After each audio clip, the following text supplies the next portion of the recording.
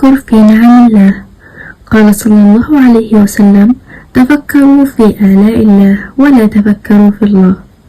ومن الأمور التي تتكرر مع المسلم في يومه وليله عدة مرات استشعار نعمة الله عليه، فكم هي المواقف وكم هي المشاهد التي يراها ويسمع بها في يومه وليله تستوجب عليه أن يتفكر ويتأمل هذه النعم التي هو فيها ويحمد الله عليها.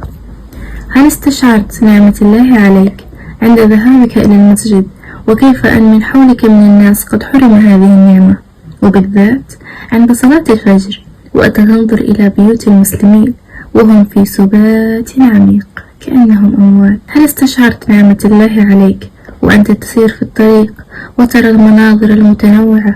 هذا قد حدث له حادث سيارة، وهذا قد ارتفع صوت الشيطان من سيارته، وهكذا. هل استشعرت نعمة الله عليك وأنت تسمع أو تقرأ الأخبار عن العالم من مجاعات وفيضانات وانتشار أمراض وحوادث وزلازل وحروب وتشريد؟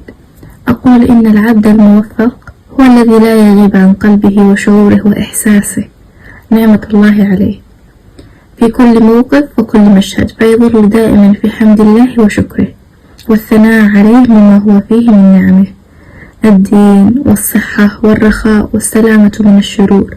وفي الحديث قال صلى الله عليه وسلم: من رأى مبتلى فقال: الحمد لله الذي عافاني مما ابتلاك به وفضلني على كثير ممن خلق تفضيلا، لم يصبه ذلك البلاء. طاهر القلب نقي ذاكر لله، المصطفى الصفي صلى عليه الله، أخلاقه وصفاته سبحان من سواه، هو قدوتي وحبيبي ودعوة النجاة، يا رسول الله يا حبيبي